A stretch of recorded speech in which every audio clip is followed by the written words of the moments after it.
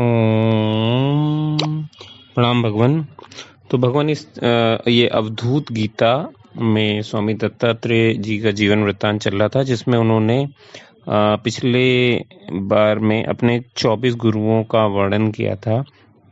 तो भगवान एक बात तो बिल्कुल निश्चित है कि स्वामी दत्तात्रेय जी एक अद्भुत शिष्य जरूर थे, और उनमें एक बेहतरीन क्षमता थी कि वस्तु और व्यक्ति और परिस्थितियों से सीखने की। ये एक अद्भुत क्षमता थी उनके अंदर, और वो एक सर्वश्रेष्ठ शिष्य के गुण उसमें थे कि भले ही उपदेश मिले या ना मिले, लेकिन वो हर व्यक्ति, वस्तु और परिस्थिति में से अपने लिए उपदेश को समझ जाते थे और उससे परमार्थ के बारे में सीख ले लेते थे।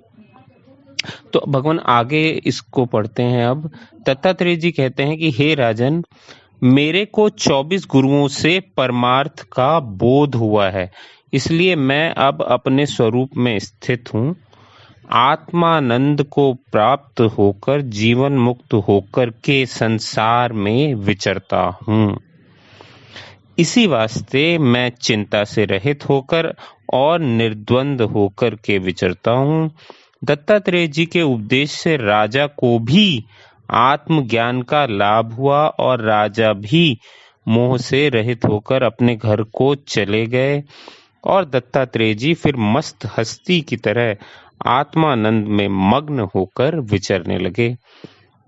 8 महीना तो दत्तात्रेय जी एक स्थान में निरंतर नहीं रहते थे, किंतु जहां तहां राग से रहित होकर के विचरते ही रहते थे, और वर्षा ऋतु के चतुर्मास में निरंतर एक स्थान में रह जाते थे।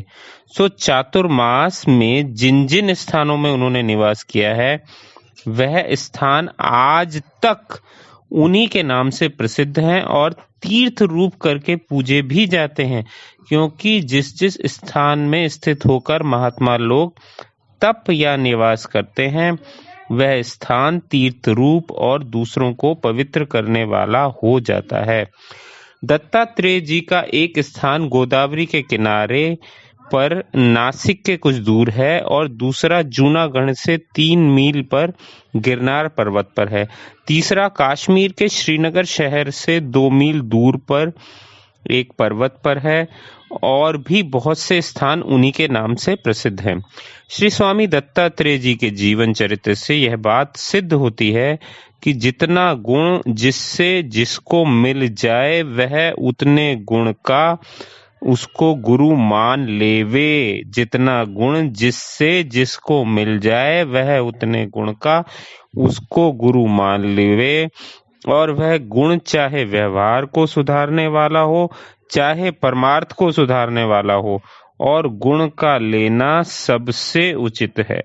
दोष को छोड़ देना भी एक गुण है, और कान में फूंक लगाकर आजकल जो गुरु बन जाते हैं, वह तो एक अपनी जीविका के वास्ते करते हैं।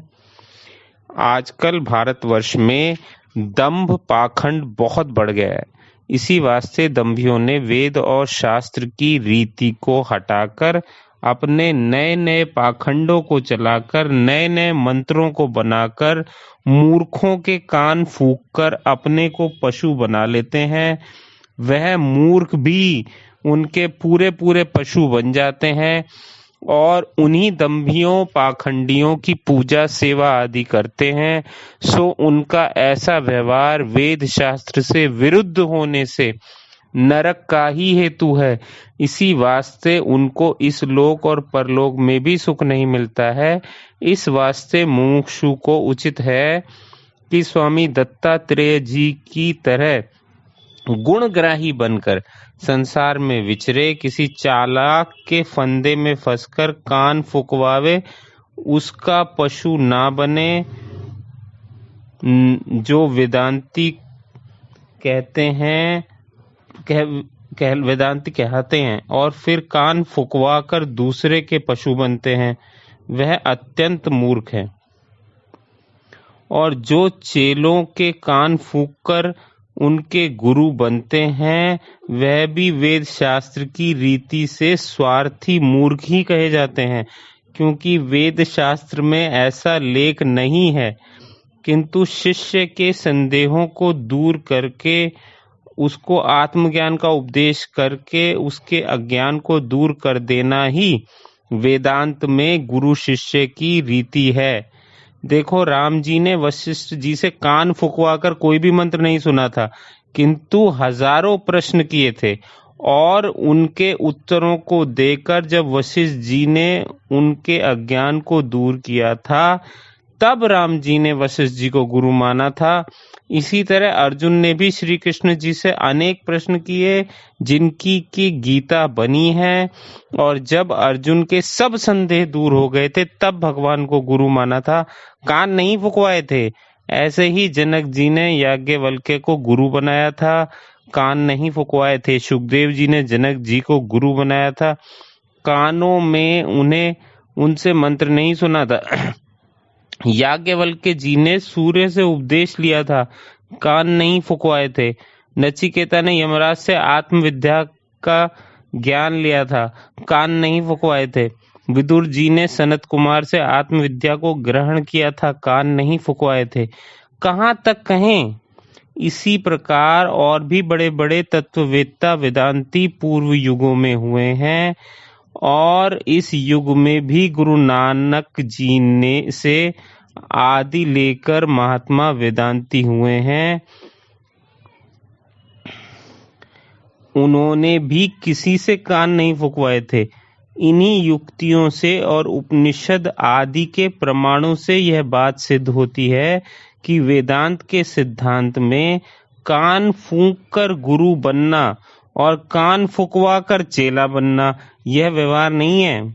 इससे जो कि ऐसा करते हैं वह मूर्ख या दंभी पाखंडी कहे जाते हैं। जो कर्मी हैं वेदांती नहीं हैं और द्विज हैं, उनके लिए संस्कारों के समय में यज्ञोपवीत करने वाले से गायत्री मंत्र का उपदेश लेना कहा है, क्योंकि बिना गायत्री मंत्र के शूद्र ही होता है, और फिर गायत्री मंत्र के ऊपर अपना दूसरा कोई भी शिव मंत्र या कोई भी मंत्र लेकर गुरु बनाना द्विजाति के वास्ते नहीं लिखा है। जो कर्मी कहाते हैं और फिर गायत्री मंत्र के ऊपर अपना दूसरा शिव आदिकों का मंत्र कानों में फूंक कर गुरु बनकर चेलों के धन को वचन करते हैं, वह दंभी कलियुगी गुरु कहे जाते हैं और वह चेले भी मूर्ख ही कहे जाते हैं। बस पूर्वोक्त युक्तियों से यह वार्ता सिद्ध होती है कि आजकल के कलयुगी मनुष्य वेद और शास्त्र के विरुद्ध व्यवहार का प्रचार करके लोगों के और अपने धर्म का नाश कर रहे हैं।